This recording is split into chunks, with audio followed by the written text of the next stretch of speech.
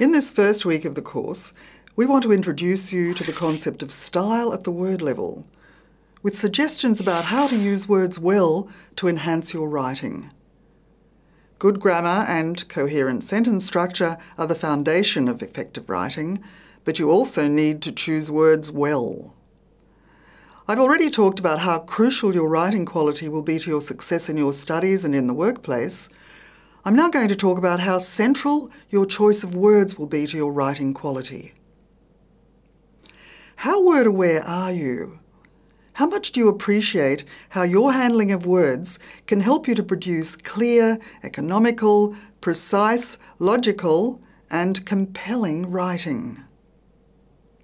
Words are your greatest tools. Read, read, read. Write, write, write.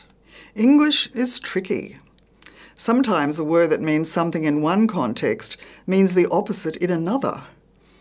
A slim chance and a fat chance mean much the same, but a wise man and a wise guy have very different meanings. English is constantly changing. New words, neologisms or coined words such as cronuts and phablet enter the language, and once they become popular, many are added to dictionaries.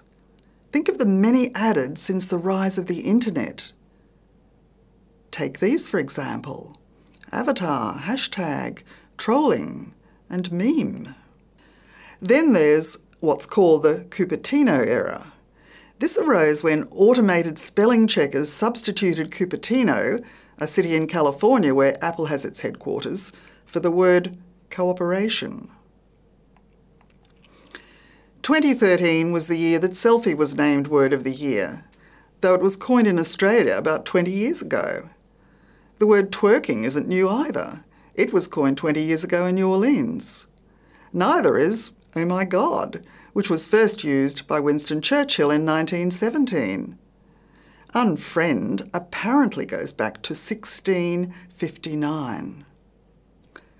Do you have any favourite words? A recent survey in London resulted in serendipity and Quidditch topping the poll of favourite words. What are some of your favourite words? I love redolent and resonate.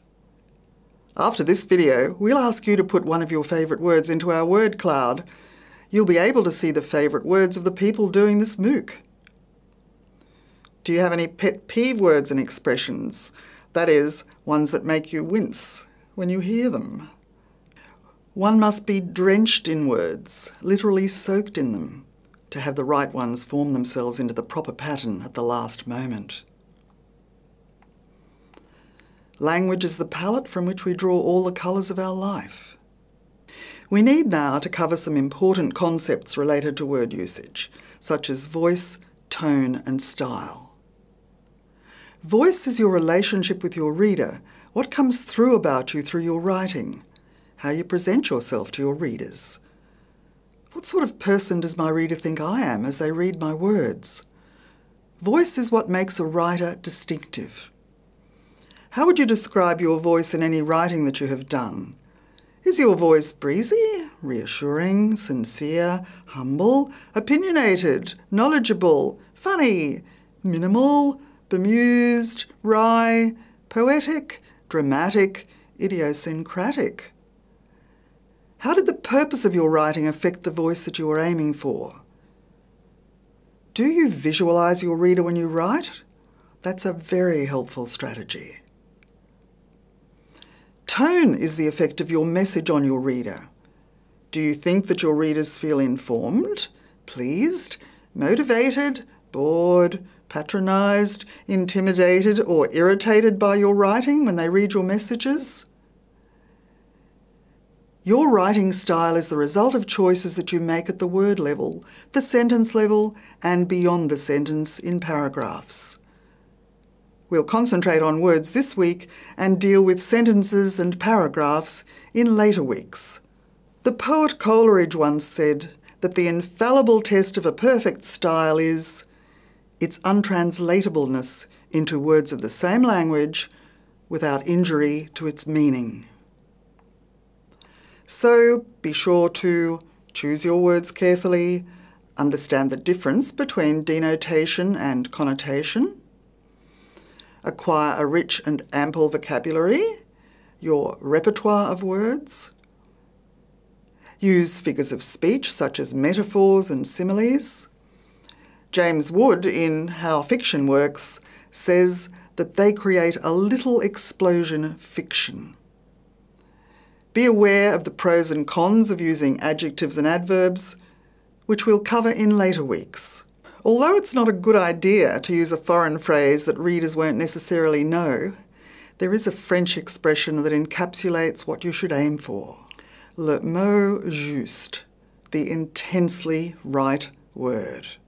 This table, which is also in your course resources, is helpful in highlighting many ways in which you can create and maintain your credibility as a writer.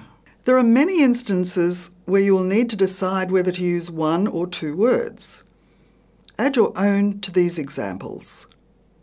This must-have policy is one that you must have. This setup is one that will set up a firm structure. There are many differences between North American and Australian British spelling. Catalogue, centre, colour, defence, organise, mould. You can find many extra examples to add to these. There are many differences in terms between North American and Australian British terms.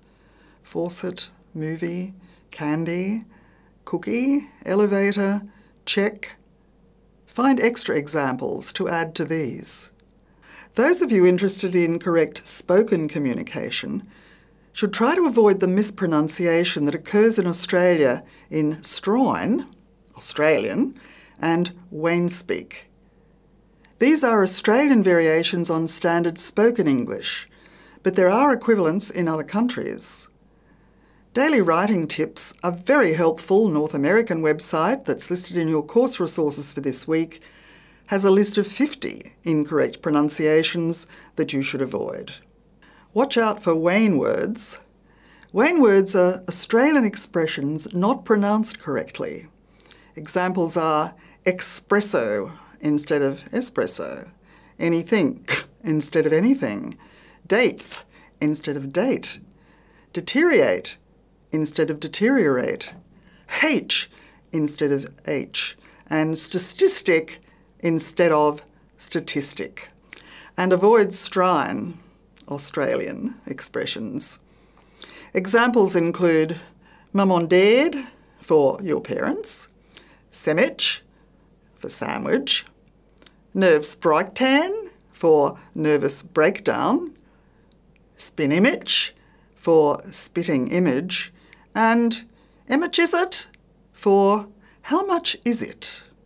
As we've said a few times this week, English is tricky. You will notice all of these words end in OUGH, but are pronounced differently. Enough, although, plough, through, hiccup. One further undesirable habit in some speakers is that of using fillers. What if JFK had said in his inaugural address, "Ask not what your country can, do for you, but what you can, do for your country, actually." That's the end of our session on words.